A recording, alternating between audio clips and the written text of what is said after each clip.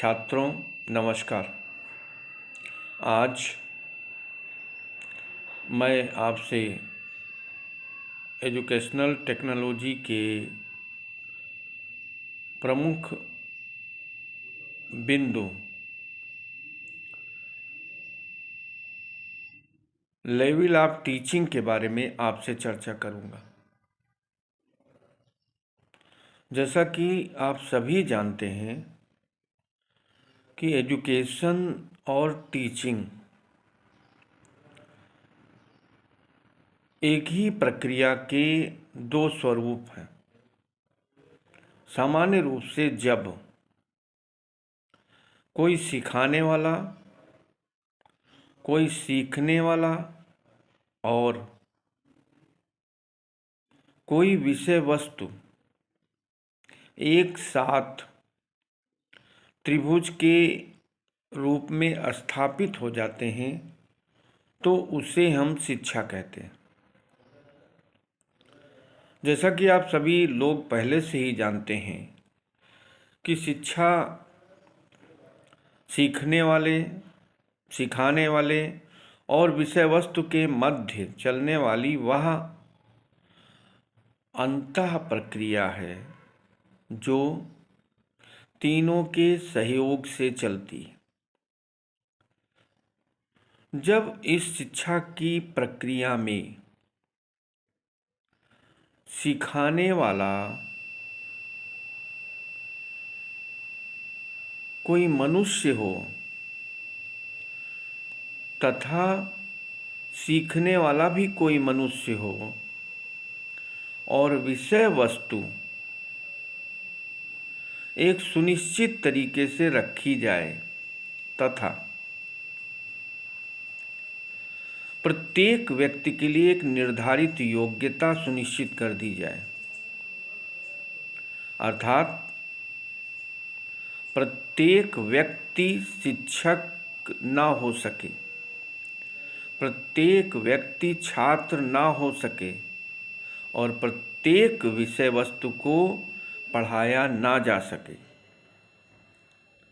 यानी कि एक निश्चित शिक्षक एक निश्चित छात्र को जब एक निश्चित पाठ्यक्रम पढ़ाता है तो वह हमारी शिक्षण के रूप में परिवर्तित हो जाता है।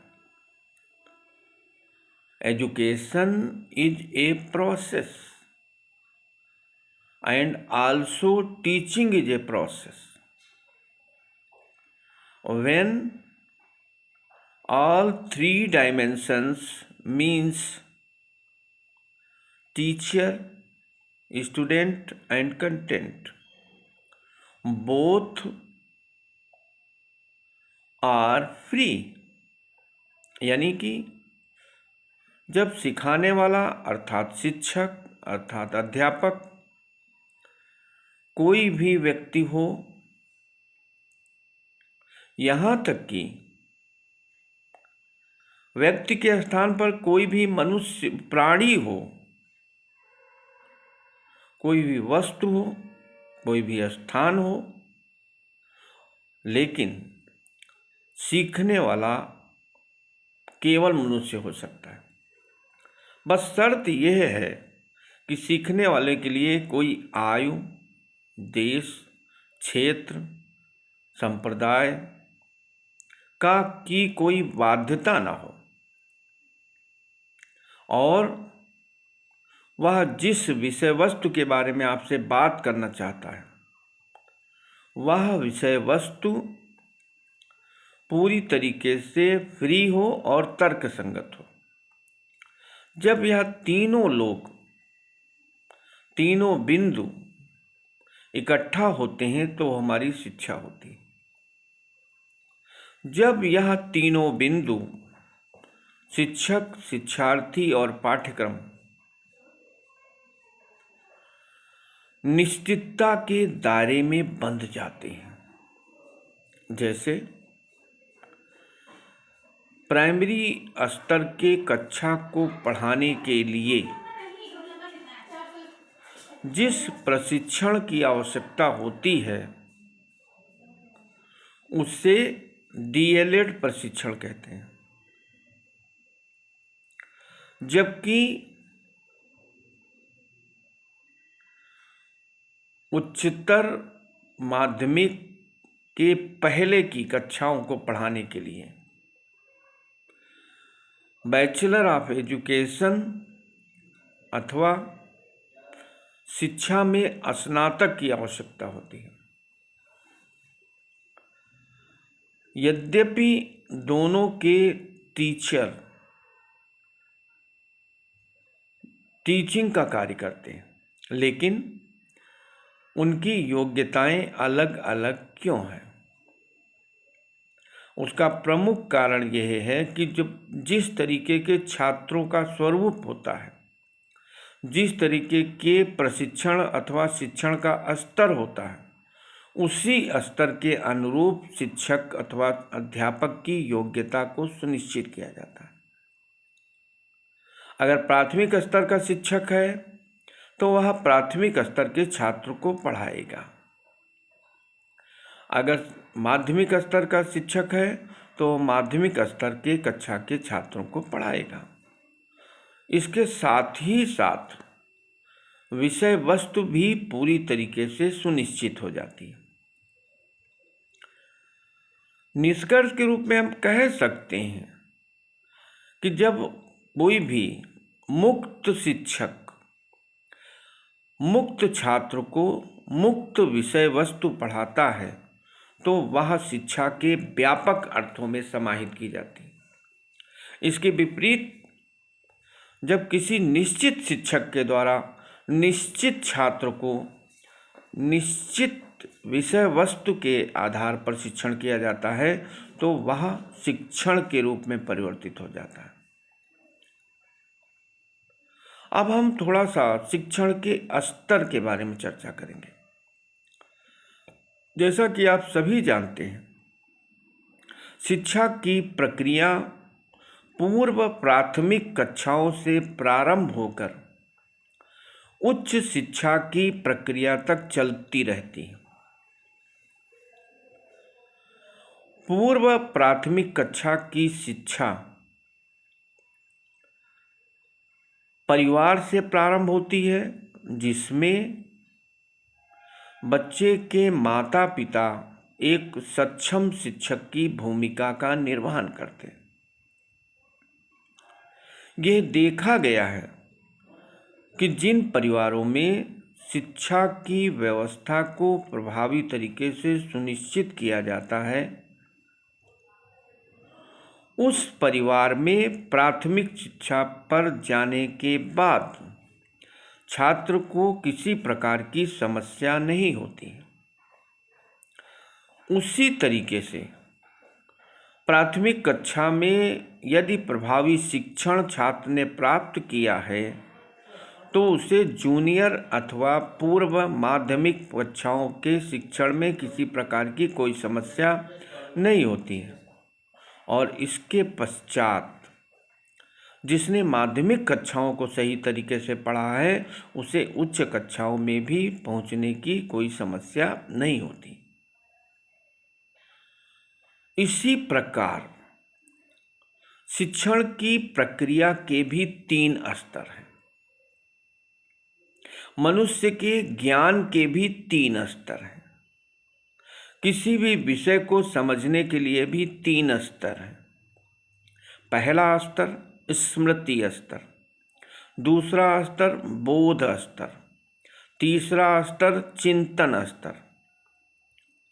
सबसे पहले हम स्मृति स्तर की चर्चा करेंगे। स्मृति स्तर का शिक्षण वह शिक्षण है जो प्रत्येक बच्चे को शुरुआत में ही ग्रहण करना होता है। अगर स्मृति स्तर के शिक्षण को हम कक्षाओं से जोड़ें तो यह शिक्षण प्राथमिक कक्षाओं में छात्रों के समक्ष प्रस्तुत किया जाता है। जैसा कि आप जानते हैं कि स्मृति स्तर के शिक्षण पर विशेष रूप से ध्यान देने वाले शिक्षा शास्त्री हर्बर्ट महोदय थे। उन्होंने कहा कि इस स्तर के शिक्षण की एक विशेष विशेषता यह है कि इसमें स्मरण एवं प्रत्यास्मरण को विशेष बल दिया जाता है। अर्थात जिस छात्र में किसी भी चीज़ को याद करने की क्षमता है तथा आवश्यकता पड़ने पर उसी तथ्य को प्रत्यास्मरण करने की क्षमता है, तो यह माना जाएगा कि वह व्यक्ति स्मृति स्तर के शिक्षण को सुनिश्चित करता है। स्मृति स्तर शिक्षण किसी भी शिक्षा अथवा शिक्षण की प्रक्रिया का मुख्य बिंदु है। अगर इसे नींव का बिंदु कहें तो कोई अतिशयोक्ति नहीं होगी। स्मृति स्तर का शिक्षण वह प्लेटफॉर्म है जिस पे शिक्षण के समस्त घटकों की प्रक्रिया को सुनिश्चित किया जाता है। स्मृति स्तर के शिक्षण में छात्र के समक्ष प्रायः सीखी जाने वाली वस्तु अथवा विषय वस्तु को सरल से कठिन की ओर सरलतम तरीके से प्रस्तुत किया जाता है। इन सरलतम तरीकों से प्रस्तुत करने के पश्चात छात्र के व्यवहार में एक सकारात्मक परिवर्तन आता है। जैसा कि कहा जाता है कि यदि कोई व्यक्ति किसी प्रश्न का उत्तर देता है और उसे सकारात्मक अभिप्रेरणा मिलती है तो उसे अगले कंटेंट को पढ़ने की स्वतः प्रेरणा प्राप्त हो जाती है। स्मृति स्तर के शिक्षण को सुनिश्चित करते समय अध्यापकों को यह चाहिए कि वह छात्र के स्तर के अनुरूप ही अपनी शिक्षण सामग्री को सुनिश्चित करें। जब छात्र के अनुरूप शिक्षण सामग्री सुनिश्चित होगी तो छात्र को हम किसी भी प्रकार से अभिप्रेरित कर सकेंगे। स्मृति स्तर का शिक्षण के तीनों स्तरों में सर्वाधिक महत्वपूर्ण है। इसे हम इस प्रकार भी कह सकते हैं कि बोध स्तर और चिंतन स्तर की मुद्रा यानी जो हम खर्च करते हैं वह स्मृति स्तर का शिक्षण है। जैसे हमें कितना भी बोध हो और कितना भी ज्ञान हो, लेकिन अगर वह हमें याद नहीं है अथवा आवश्यकता पड़ने पर हमें वो याद नहीं आता तो माना जाएगा कि हमारा ज्ञान अधूरा है। स्मृति स्तर के शिक्षण की समाप्ति के पश्चात छात्र बोध स्तर पर पहुंचता है। बोध स्तर के शिक्षण में छात्रों को समक्ष विभिन्न प्रकार के प्रश्नों को तो प्रस्तुत किया जाता है, साथ ही साथ उनसे उस प्रश्न की बौद्धिकता के भी बारे में प्रश्न पूछे जाते हैं। जैसे प्राथमिक कक्षाओं में गणित पढ़ाने के लिए पहाड़े याद कराना स्मृति स्तर के शिक्षण से संबंधित है। पहाड़े गणित की एक घटना है जिसमें भाग, गुणा, जोड़ना, घटाना की प्रक्रियाओं को समाहित किया जाता है। जो छात्र प्राथमिक कक्षा में पढ़ते हैं उन्हें इस बात का बोध नहीं होता कि जो हम शिक्षण की प्रक्रिया संचालित कर रहे हैं उसमें किसी प्रकार की कठिनतम विषय वस्तु है, बल्कि स्मृति स्तर के शिक्षक उसे सरलतम स्वरूप में उसके सामने प्रस्तुत करते हैं। जैसे 2 एकम 2, 2 दूनी 4। अब ये है क्या? ये वस्तुतः मल्टीप्लिकेशन अथवा गुणा है। बोध स्तर में जब छात्र पहुंचता है तो उसके मन में एक प्रश्न आता है कि हमारे टीचर महोदय ने हमको 10 तक या 20 तक ही पहाड़ा क्यों याद कराया। कोई छात्र यह पूछ सकता है कि हमको 1100 का पहाड़ा क्यों नहीं याद कराया। यह प्रश्न ही छात्रों के मन में जब उदित होता है अथवा उत्पन्न होता है, तब ये जान लीजिए कि वह छात्र बोध स्तर पर पहुंच गया है, अर्थात स्मृति स्तर के शिक्षण के बाद जब छात्र में प्रश्न पूछने अथवा प्रश्नों का बोध करने की क्षमता उत्पन्न हो जाए तो उसे हम बोध स्तर कहते हैं। बोध स्तर के शिक्षण में पहुंचने के पश्चात छात्र के मस्तिष्क में विभिन्न प्रकार के प्रश्न उत्पन्न होते हैं।